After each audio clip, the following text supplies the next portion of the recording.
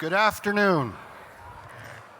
Good afternoon and welcome to our ESX Keynote Luncheon. As was said before, however, it's worth repeating, our show ESX, Electronic Security Expo, is owned, directed, and controlled by ESA, Electronic Security Association, and the CSA, Central Station Alarm Association. More directly, our show is controlled, directed, and owned by each and every one of us. Our agenda is your agenda. I have the honor of being the chairman of the ESX show owners and follow in the footsteps of my good friend Mel Mahler. And whenever I have a question, Mel's right there to help me. So Mel, thank you for your assistance. We're fortunate to have such dedicated board members and staff from both associations who had the idea of ESX and continue to have the passion to make this happen.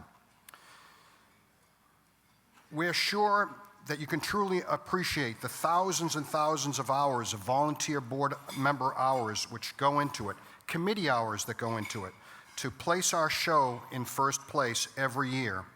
And for the past 5 years, it keeps on getting better and better, I think you'll agree.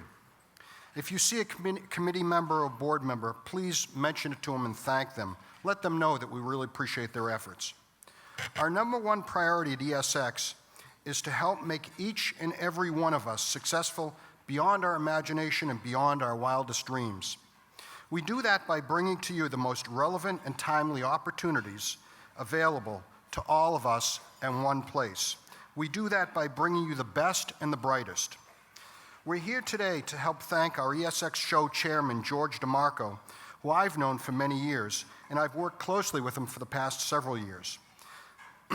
I could tell you without question, we would not be in the place we are without George's amazing efforts. Our profession is at a crossroads, and the lines of technical and product features and the demarcations are quickly galvanizing. Today's consumers are savvier and more demanding. There is no better investment that you can make than being here, having everyone at our EX show all week. George DeMarco is owed gratitude from all of us. George has the institutional knowledge of the electronic security and detection profession, and he started a company, if anyone remembers, in 1981, and of recent straddles the fence on emerging technologies and methods. Our ESX board is focused, constantly listening to us, and success-driven. To this point, the expectations are high, and George is right in the middle of the fray. George, it's been and it continues to be a pleasure to work with you. We look forward to working with you for many years to come. So, George.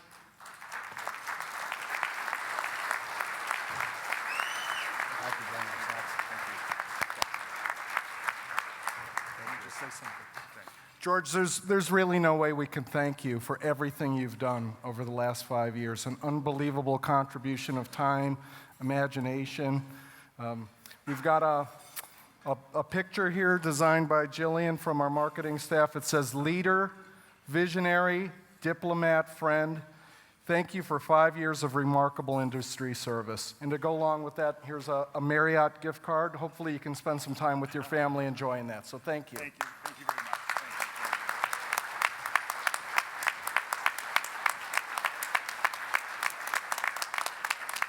Thank you very much. Congratulations. Thank you very much. Thank you, George.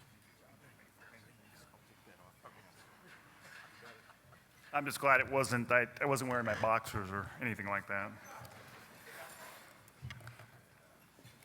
Well, I guess we don't have to go through my intro because Ralph did a great job. I also want to report too that it's absolute pleasure to work with many of you in the audience putting this show on. It's just amazing all the changes that are happening in the industry, and for everybody that's coming to this show to be so involved and help us make it one of the best shows out there. And I also want to report, I'm very happy to tell you that the card trick that I showed everybody, Pat Egan, I gave him a private lesson. He got it after 5 tries. So we're good there, and I'm sure everybody else is happy about that too. If many of you haven't known about this, Don Discoli talked about the Wounded Warrior program, and I'm hoping that we have 100% compliance with everybody getting one of those bands. And, you know, sometimes you can choose integrity or commitment. I chose the one that says, stay on script, Dom. So I had to put that in there, Merlin. Anyway, it's been a pleasure, and I'm telling you, Dom has picked a remarkable charity for all of us to get behind.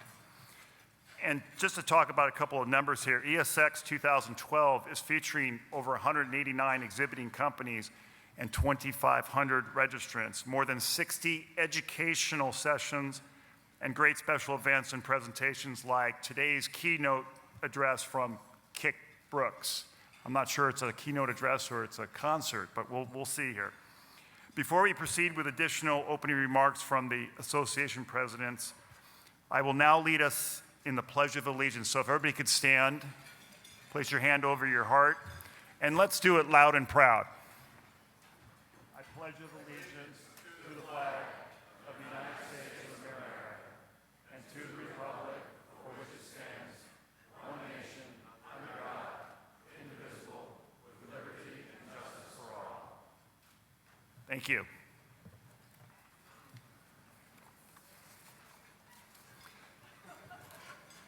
Now I'd like to ask our CSAA and ESA presidents, Bob Bean and Dom Diascoli, to join us up on the stage.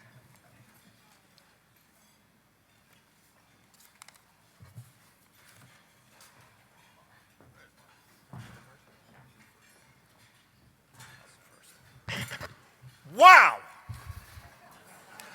I'm so damn excited to be here as the president of ESA for this great event. I want to thank our sponsor for this event, Security America, and I want to thank all our exhibitors for being here. You're what makes this successful for us.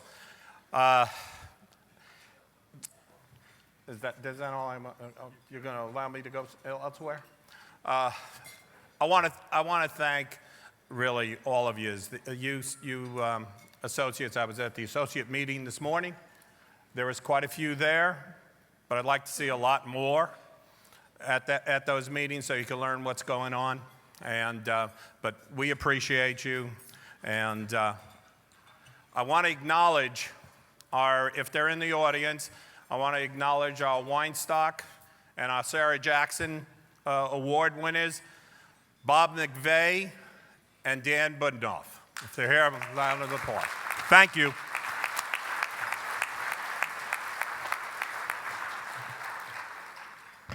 I don't know if I can yell that loud, but my name is Bob Bean, and I'm president of CSAA, and I'd like to welcome everybody to Nashville and the 5th Annual Electronic Security Expo. Like every proud parent, we've learned from our successes and learned from our mistakes as ESX has evolved and changed during its first years. I'm proud to say that we're on track for the most successful EXS we've ever had to date, with a great combination of inspirational education and training, informative exhibits, and plenty of fantastic social events for networking and opportunities to make new friends. As we get started this afternoon, I'd like to thank the ESX sponsors, exhibitors, and educators. Let me recognize just a few. Our platinum sponsors, Honeywell, Triad, Central Alarm, and ESC Central. Our premium media sponsors, Security System News, and our keynote luncheon sponsor, Security America Risk Retention Group. We are indebted to all of our fantastic 2012 sponsors and to all of you for your great support. CSA International has been fortunate to have a great partner in ESA, the Electronic Security Association, and we will continue to work hand in hand to improve and grow this worthwhile educational event and bring you the latest in technology advances. Again, thank you very much for all being here, and enjoy the ESX.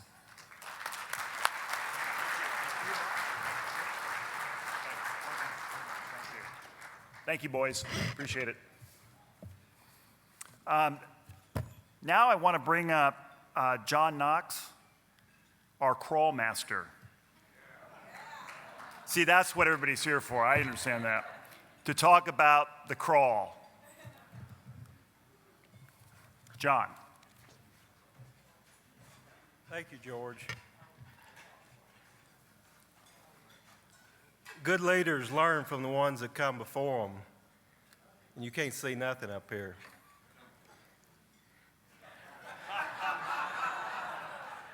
I want to tell you about our event tonight and where we're going to start and stop. But first of all, I want to tell you about something else we're going to do.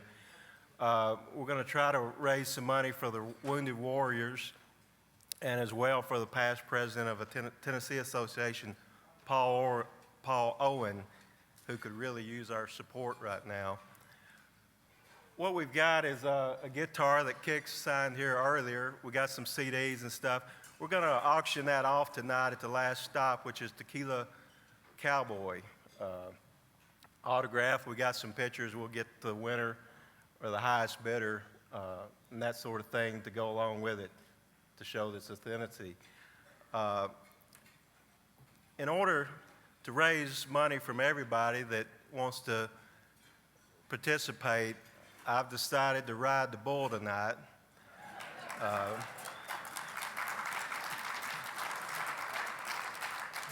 Penny is going to be taking pledges, and my goal is to do 10 seconds. I figure professionals ride it for 8.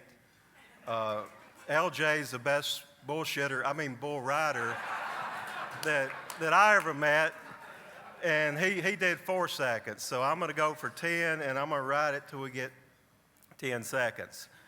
But we would appreciate all the donations and things. It's going for 2 very good causes. One is the Wounded Warriors. The other one is to a past president and a fellow member. We're going to start right at Rippy's. If you go out of the hotel down by the Ryman and take the very first left, Rippy's is straight across the street. From there, we're going to go to Tootsie's.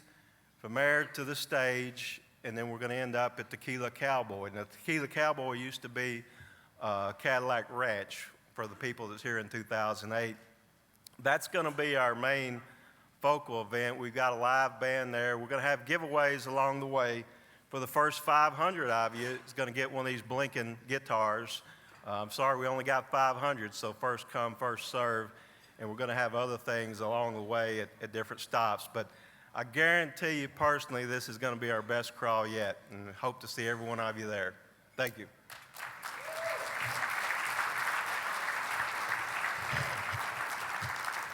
And don't worry if you guys didn't understand them.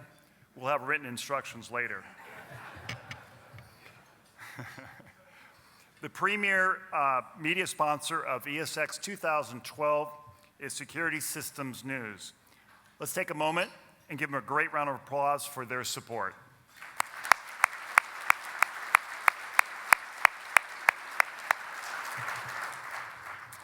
At this time, I'm pleased to welcome keynote sponsor, Security America Risk Retention Group's Michael Keegan to the podium to make some remarks.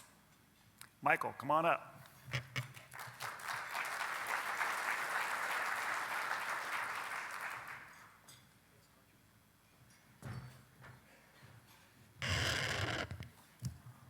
Good day.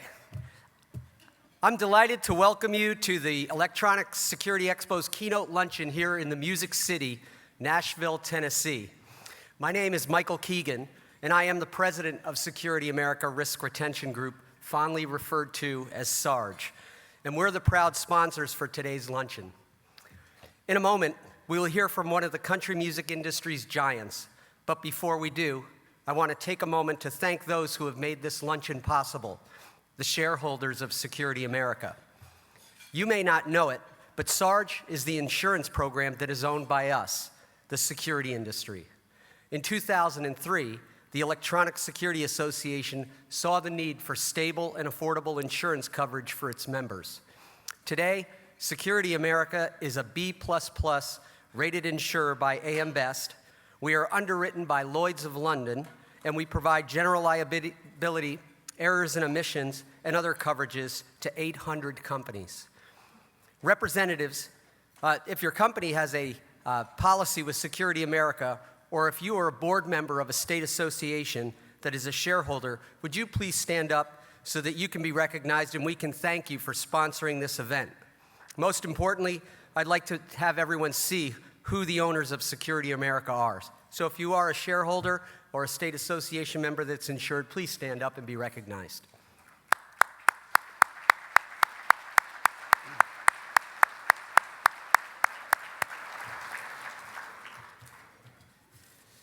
On behalf of the board of directors, I thank you for your business. You see, unlike other insurance companies that some of you may do business with, Security America is dedicated to our industry. Our commitment allows us to put money back into the educational and networking events that benefit all of us. For instance, here at ESX, we're the sponsor of this keynote luncheon, and you will see Security America exhibiting on the show floor. But we are also supporting state chapters by participating in their local events. Security America's profits are being spent in Tennessee, New York, Georgia, and Arizona, just to name a few. That is what makes Security America such a valuable partner in the industry.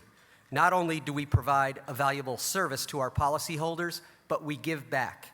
That is why I urge you to stop by the Security America booth and get a quote. And I know how much you all enjoy hearing about SARG, and you probably want me to go into great detail about loss runs and actuarial tables, but it's time to hear what our keynote, no? But it's time to hear what our keynote speaker has to say about his career and the lessons he has learned, and share some of his talents. He began performing at the age of 12. He moved to Nashville, where he started as a solo artist while he was writing #1 hits for other performers. In 1990, he teamed with Ronnie Dunn to form the highest-selling duo in country music history. They have sold more than 30 million records, won more than 75 major industry awards, had 23 #1 hits, and set a new record with their 41st top 10 single, breaking a tie with Alabama as the duo or group with the most top 10 country singles. Since 2006, he has hosted the America Country Countdown, which can be heard on more than 1,000 radio stations worldwide. He is the founder of Arrington Vineyards here in Nashville, and he gives back to his community as a member of the board of directors of Vanderbilt Children's Hospital, and he's a spokesman for Monroe Harding Children's Home. Most impressively, he takes time to entertain our troops overseas, all this while being a husband to his wife, Barbara, for more than 30 years, and a father to his two 20-something children. If you haven't heard "You're Gonna Miss Me" only in America, or sung along to "Ma Maria," well, you've been working too much, or you just don't listen to music. Security America Risk Retention Group is pleased to welcome to the 2012 ESX Keynote Luncheon the winner of 17 Country Music Association Awards, 15 Academy of Country Music Awards, and 2-time Grammy winner. Give him a big ESX welcome, Kix Brooks.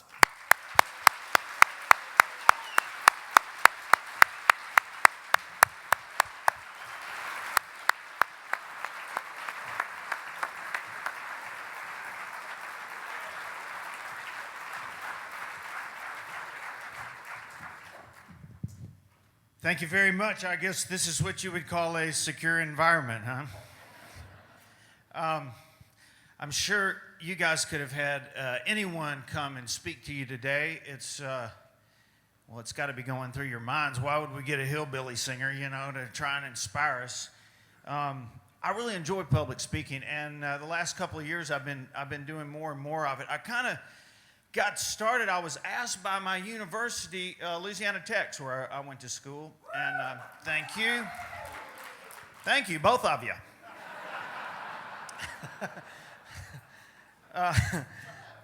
But anyway, some years ago, I was awarded the Alumni of the Year award, which was very special to me. And then some years after that, I was invited back to my university to speak at commencement, which obviously is a great responsibility for any person or speaker or whatever. You're trying to inspire kids going out into the world for the rest of their lives, and very important time for them. And it was a very important time for me too, because I was scared to death. And I was sitting in the Alumni Center before I went out to the Coliseum to speak to these young people. And I noticed on the wall they made, if you had been an Alumni of the Year, they made a bust, they called it. It's basically a likeness of your person. And they're these little copper square ones, the way Louisiana Tech does it. And they're kind of pressed out of copper, and it looks like this person or that person. And I started reading these things. I'm trying to keep from going crazy. I'm kind of a nervous wreck up there. And I start reading what these people had done. You know, at my university, the place where I had gone, here's this gentleman, and he's built this huge spanning bridge. My father went there too. Brilliant engineers came out of that school and across this span in Japan. And I'm like, wow, that is awesome. Huge suspension bridge, you know. And then next to him is this doctor, and he has cured some horrible child leukemia. I mean, a disease actually brought it to its knees and cured it. I didn't even know we had a medical school. I'm like, wow, that's amazing, you know, what these people have created. And I started reading alumni after alumni, and eventually I'm thinking to myself, oh my God, I gotta have the lowest GPA up here. And then I look at the bus next to mine, and it was Terry Bradshaw.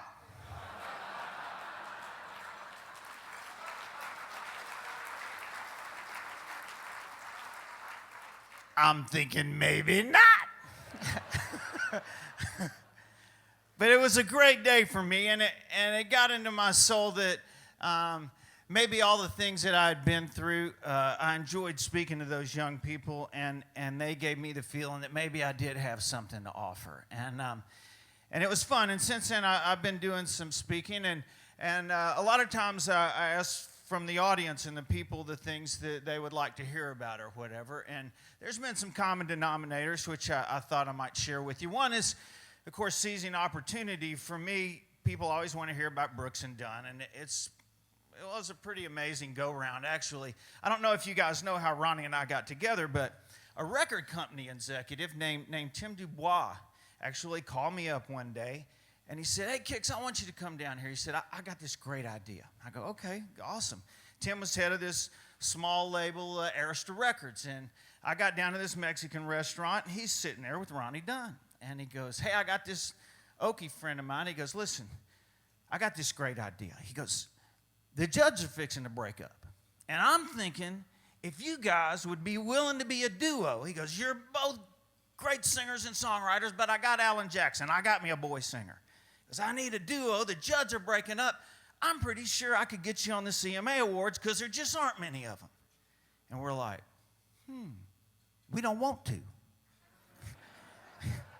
We didn't sing harmonies. I don't know this guy from Adam, you know. He goes, no, seriously, I mean, there's a good chance this thing could work. This could steamroll with the talent that you guys got.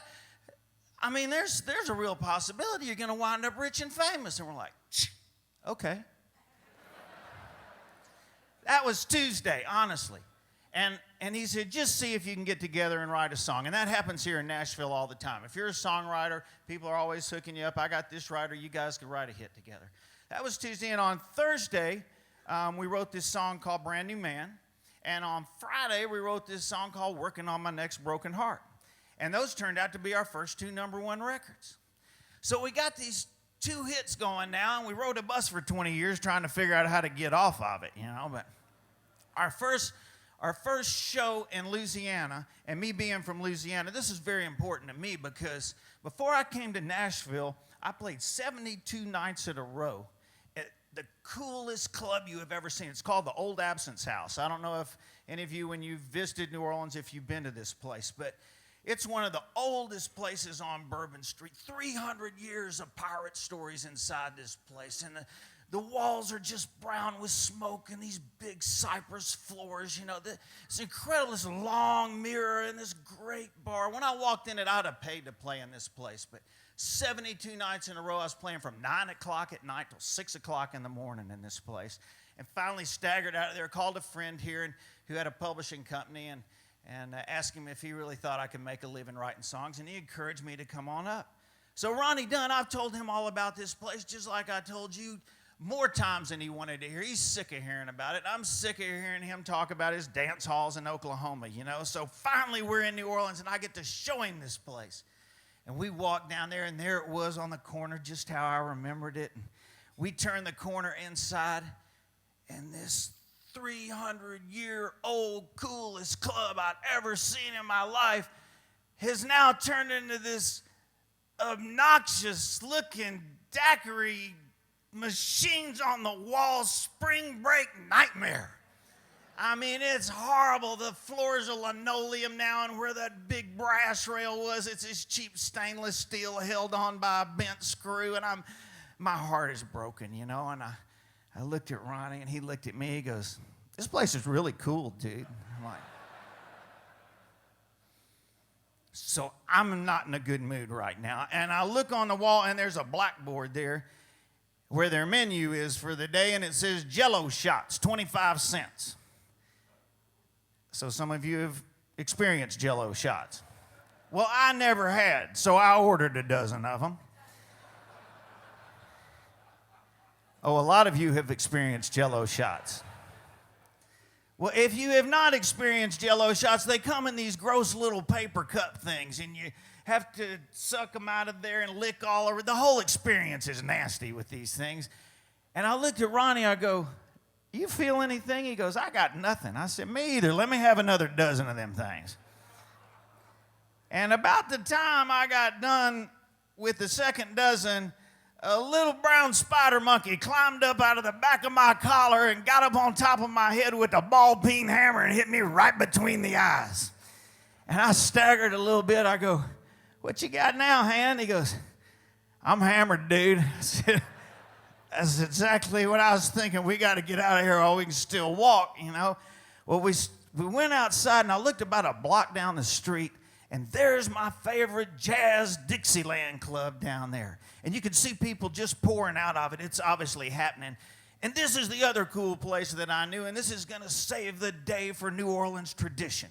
And we go staggering down there and look inside, and as fate would have it, it is now a country karaoke bar. And there's this gal on stage singing Amarillo by Morning, and there's flat screens all around the room with George Strait on them. And in my inebriated wisdom, I had an epiphany, and I told my tour manager, "Go in there, see if I got any of our stuff." Our stuff being 2 songs at this point in our career, you know. He runs inside and he comes back out. He's all excited. "Oh, they got all your stuff." You know, "Well, tell them to put something on." Next thing I hear is, "I saw the light. I've been baptized by the..." Well, you know the rest of it. Anyway, we go pushing through this crowd and we jump up on the stage. And it was the moment. It was the moment. And we both grabbed those microphones and we lay into it for all we're worth. Man, I looked at him and he looked at me, and it was just a big old smile. I'm thinking, here I've crawled up out of the swamp and made it to Nashville and wrote a hit song and met this skinny Okie, and we got a hit now, and I'm back here singing for my peoples. I mean, it's that moment that for a guy that does what I do, you just dream about, you know. And we jumped off the stage after the last note, and they're patting us on the back, and people are asking for autographs, and I hear this lady behind me go, "You know, they look just like them, but they don't sing worth a damn, do they?"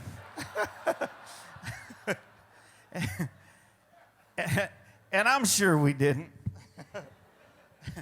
And I told him after we left there, "Can I get a bottle of water up here, please? Thanks." I told him after we left there, I said, "Slim, thank you. We got to dig a little deeper in the well here, you know, and find some stuff that really matters. And not that Love and Brand New Man didn't, but, you know, for a songwriter, you're always looking for things that really express your life and the things that matter to you." And we found some common ground with our families and how we grew up. And for me, it was my granddad driving me through these old roads. And some of y'all might be able to identify with this. It was actually about a road, a red dirt road.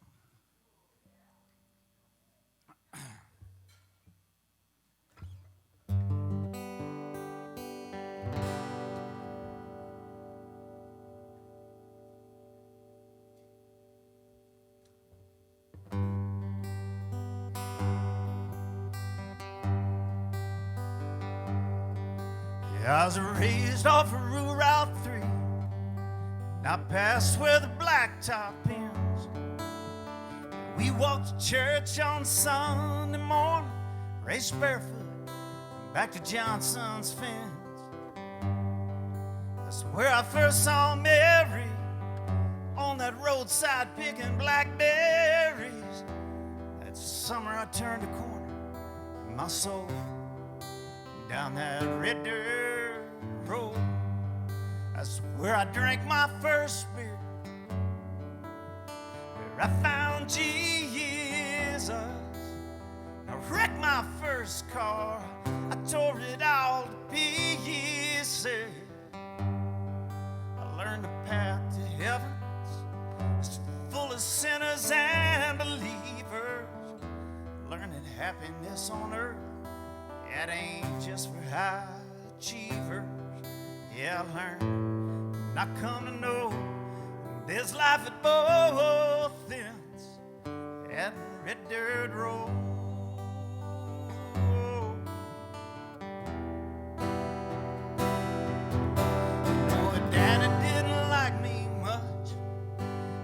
Shackled up GTO, yeah, I'd sneak out in the middle of the night, throw rocks at a bedroom window. Yeah, we'd turn out the headlights and drive by the moonlight and talk about what the future might hold. Down that red dirt road, I drank my first beer, where I found Jesus. I wrecked my first car, I tore it all to pieces. Learned the path to heaven, it's full of sinners and believers. Learned that happiness on earth, that ain't just for high achievers. Yeah, I learned, I come to know there's life at both ends, that red dirt road, yeah.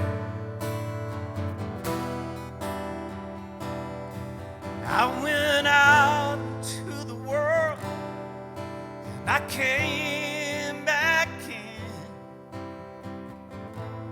and I lost Mary, but hey, I got her back again.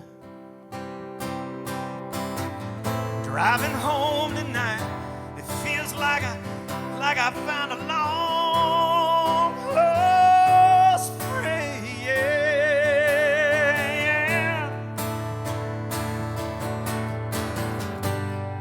I swear I drank my first beer,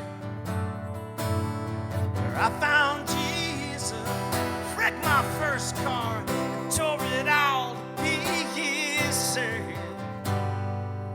Learn the path to heaven, it's full of sinners and believers.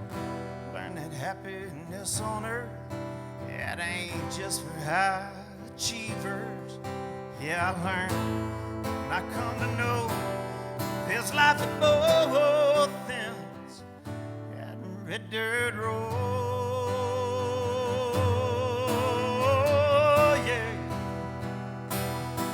Yes, I learned, and I come to know there's life at both ends, that red dirt road.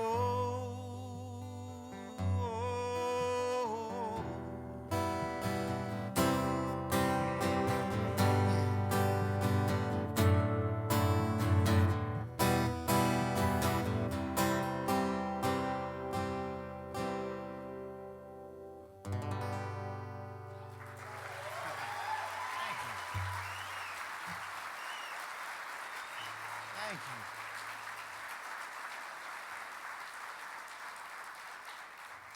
you. Thanks a lot. So, anybody got a birthday here today? Yesterday? Nobody's birthday today? That's amazing. You know, I learned improbability in high school. In a classroom of 32 people, there's a 1 in 8 chance that somebody's going to have a birthday. In a room this size, that's a freak. I just couldn't believe nobody had asked me to say happy birthday to him. It's because none of y'all had one. You know, at a big show, like when you got 15,000 people or something, you can't imagine. There's always a stack of those things. It's anniversaries and birthdays. There's usually 30 or 40 of them, and it's something that always bothered me going on stage. because it's like some little girl and some grandmother and all these people, and you just wonder when you leave the stage that night how many people are going to hate you, you know? But you couldn't do one for one generally, or couldn't do something for somebody else. If some little girl came up in the middle, you know, I'd tell her happy birthday or something. I'm not rude, but if somebody wanted to get married, if somebody wanted to ask to be engaged on stage, that is one that I would never pass up. I mean, that is just too special a moment not to share it with everybody if somebody wanted to do that. Well, on our last tour, we're going into Indianapolis, and about a week before, I get an email to the office, and there's this guy, Noel Fox, and he writes this real heartfelt letter.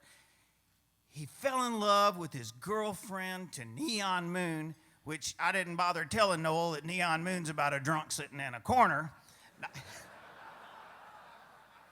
Not the most romantic moment I could think of, but it was good for Noel and his girl Sarah, you know?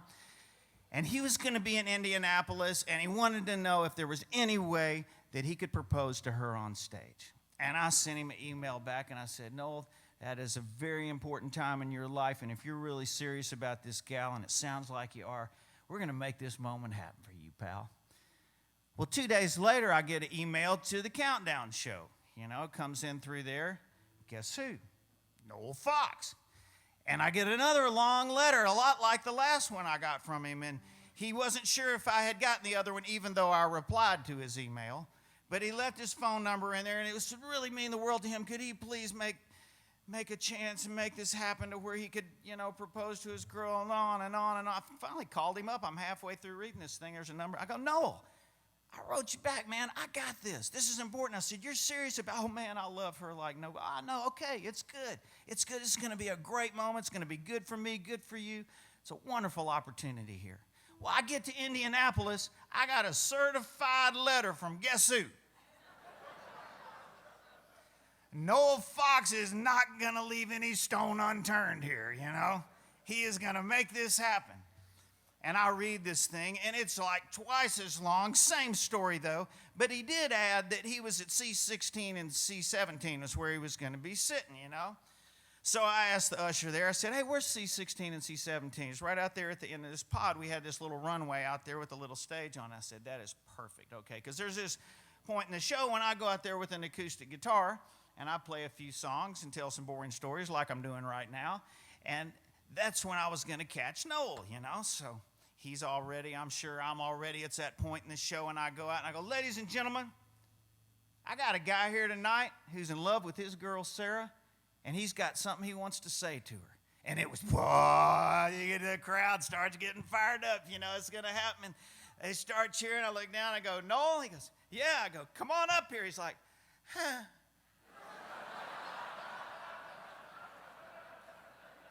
Really? No, get up here now, man. I'm not kidding. We're in the middle of a show. I ain't got time to fool around. Come on. I go, guys, get him up on the stage, you know. And these two guys beside him, they get him, they throw him up on stage, and he's like, I go, Sarah? She's like, yeah. I go, come on up here, you know. She's like, huh.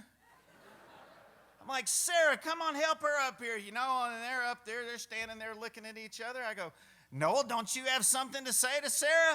And he's like, huh. I'm like, really? I go, Noel, take a knee. You know, we ain't got time for this. And then the crowd goes crazy, you know, and it's pandemonium ensues. I can't hear myself think, you know. And I say, Sarah, did you say yes? She goes, huh? Yeah. I go, well, get off the stage, both of you. Good grief, you knuckleheads. Man, that was hard for somebody who wanted to get married that bad. Anyway, I get back home, and I got an email from Noel, and it was the most wonderful day of his life, and he can't believe Sarah's going to be his wife. And what he didn't know who those two people were that I got on stage.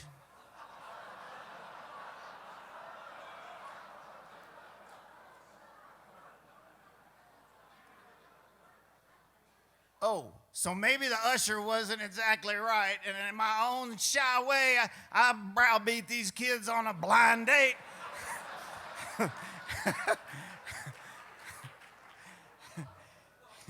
Here we are talking about security cameras. They're all matted up in divorce court.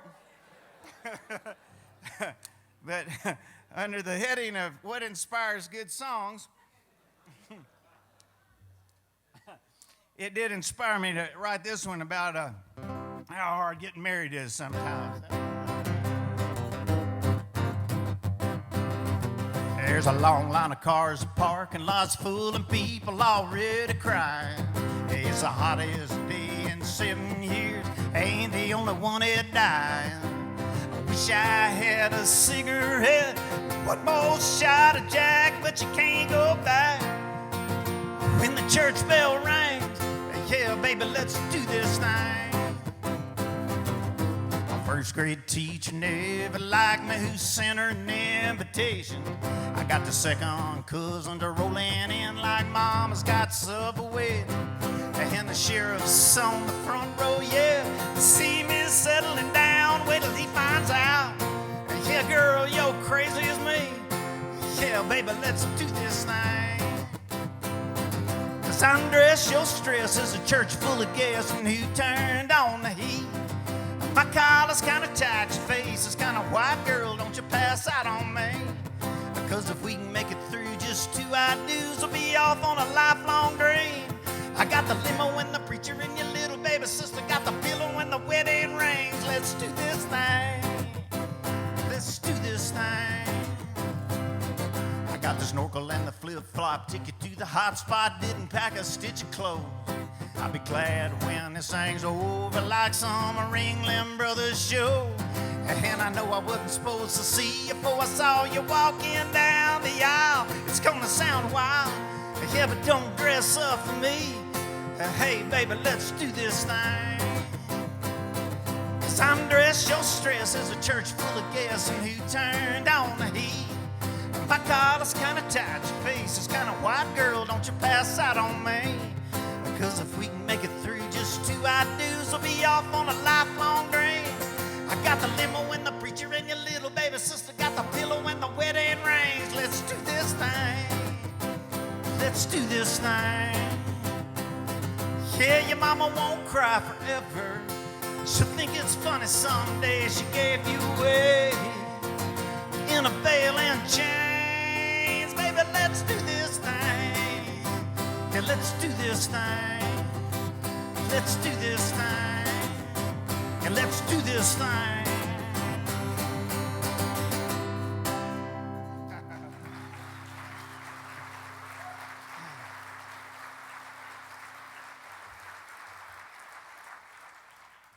Thanks. Well, I appreciate y'all having me very much today. And you know, as far as trying to be inspirational, I do pride myself on being a businessman, and being part, especially of a group like Brooks and Dunn, has allowed me to get involved in a lot of things that I never dreamed of. I have a winery south of town. If you guys are here long enough to go, it's called Arrington Vineyards, about 30 minutes south. My business plan with the winery was set on 5,000 cases of wine. That's what I was hoping to get to. That's where I was going to turn a profit. That's where it was going to work. And it's a real complicated business because you're holding inventory for a couple of years. It has to sit in oak barrels for 2 years before you can even sell it. This year we'll probably do 20,000 cases of wine at Arrington, and 85% of that's going out the front door. Thanks.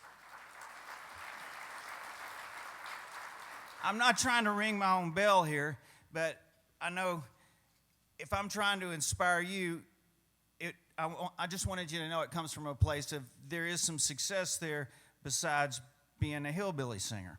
And it's the same way with the radio business. I started with 70 stations when I started over in American Country Countdown 5 years ago.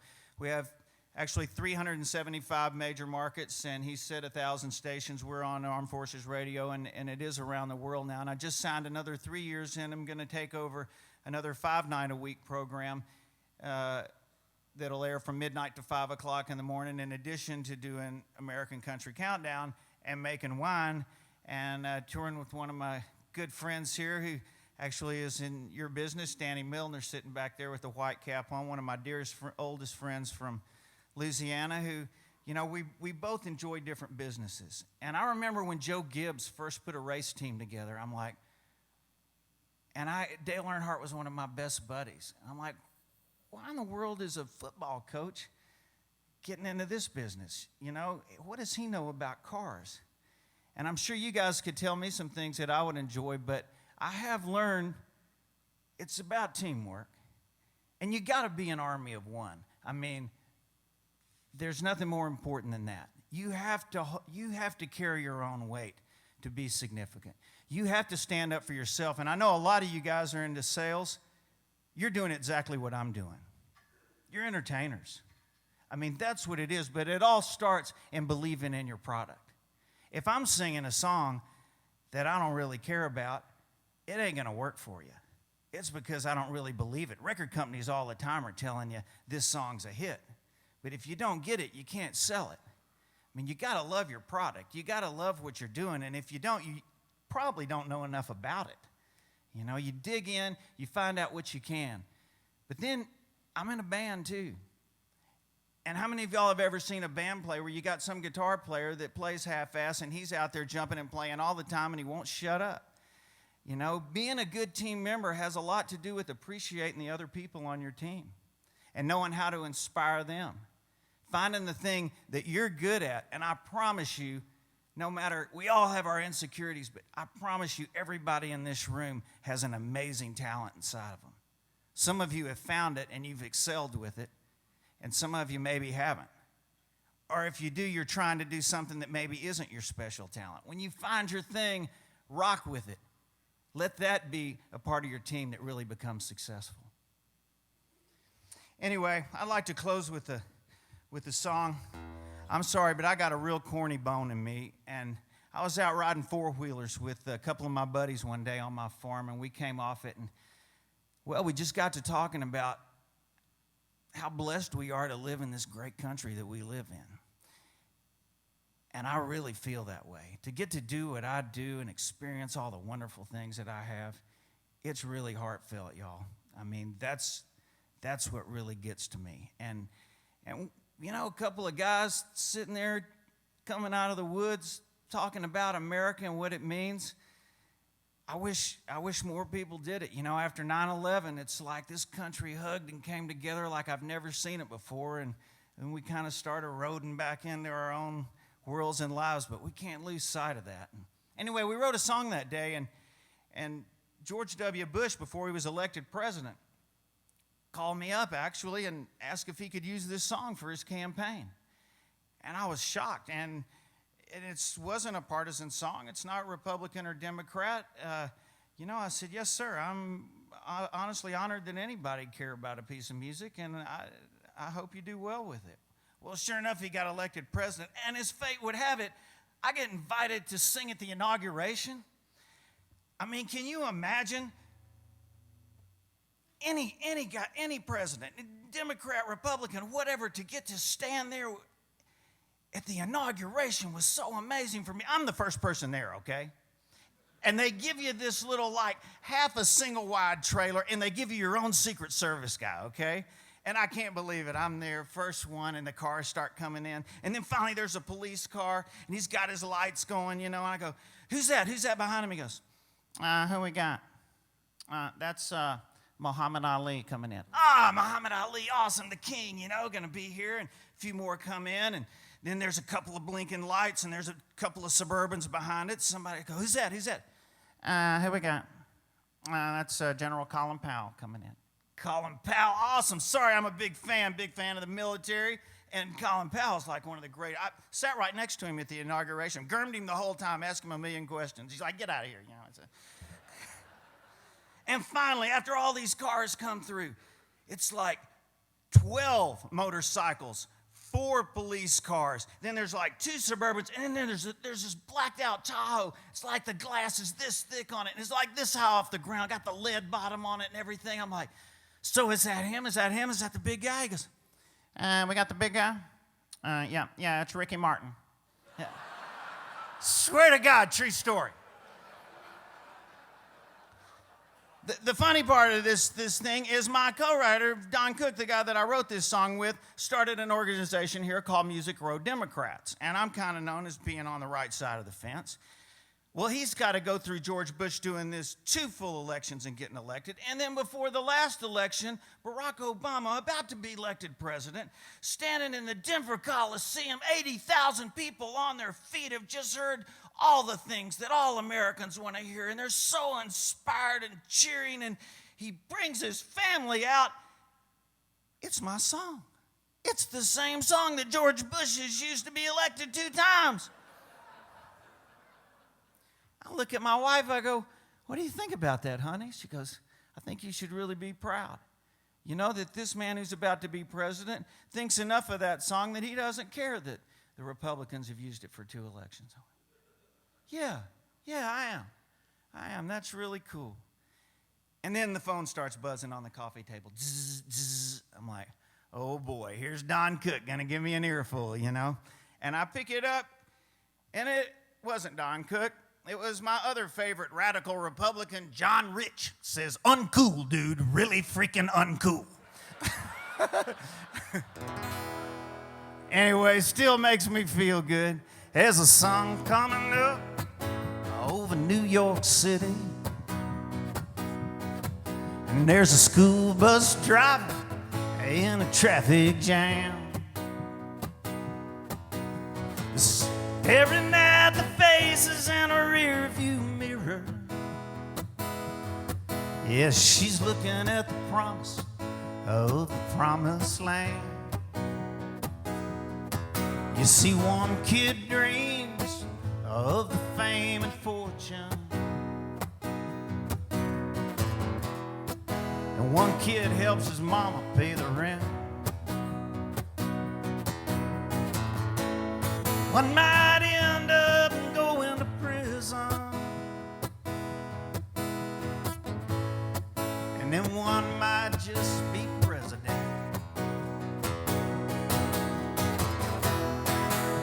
Only in America, yeah, we're dreaming in red, white, and blue. Yeah, only in America, and we dream as big as we want to. We all get a chance. Everybody gets to dance. Only in America, yeah. There's a sun going down on a Nashville freeway. There's a couple of newlyweds sitting in the back of a limousine. Might be a welder's son and a banker's daughter. Yeah, you know all they want, that's everything. One man dreams of fame and fortune, and then there's one man that gets up and goes to work just to pay the rent.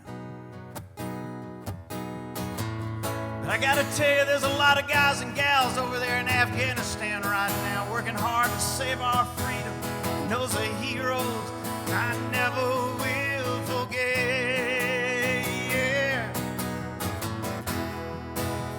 Only in America, yeah, we're dreaming in red, white, and blue. Only in America, and we dream as big as we want to. We all get a chance.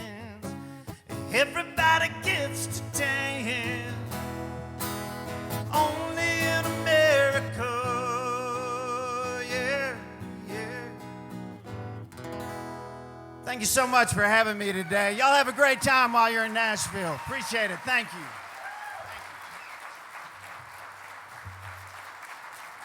Kix Brooks, everyone.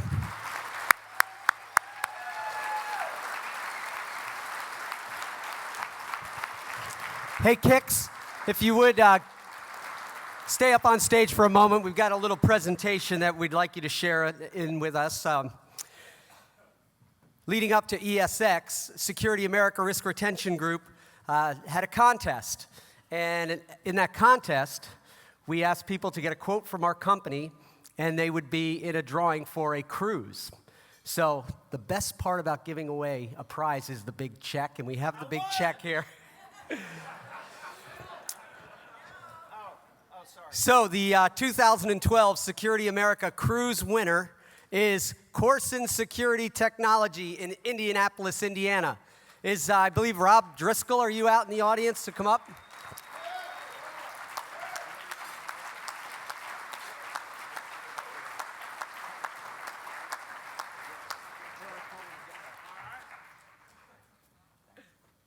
I guess we're going on a cruise together. Make a lovely couple.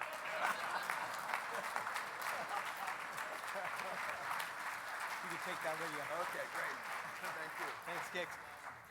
Also, those of you that are current policyholders, your names were submitted into a drawing for a $500 cash prize.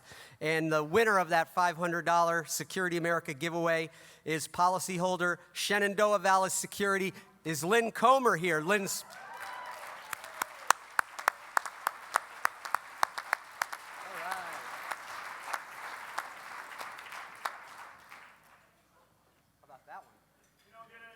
Yeah, this will be fun to get home on the airplane. Congratulations, Lynn. Kix Brooks, Lynn Comer. Hey, Lan. Hello. Hey. Here you go. Wow. It's awesome. There you Did go. she get real money? She gets real money. They'll cash that in any city bank across the country. Yeah, they love it when you come in with these. All right. Thanks, Lynn. Appreciate it. Congrats. Here you go. I get to take this on the airport? You do. And George, do you have any closing remarks you'd like to come back up? Okay, thanks. Again, Kix Brooks.